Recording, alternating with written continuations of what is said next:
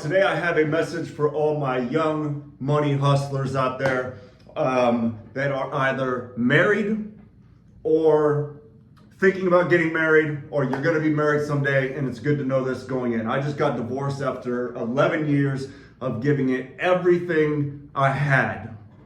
And I don't know, but I'll tell you what the main problem was. The main problem was no matter what I tried to do, I was selfish.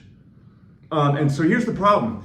We're getting married later and later in life now. And so if you're following me, you're on a journey of self-discovery and improvement, and personal growth is like at the top of your value chain. Tony Robbins says, if personal growth is at the top of your values, or whatever that is thing he says, your intimacy will suffer. And that's true.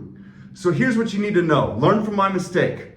When you are on a journey of self-improvement, which is fine to a certain degree, and then you get married, you have to shift gears. The two shall become one flesh. You become one person. And so your personal development has to evolve into a mutual, marital improvement.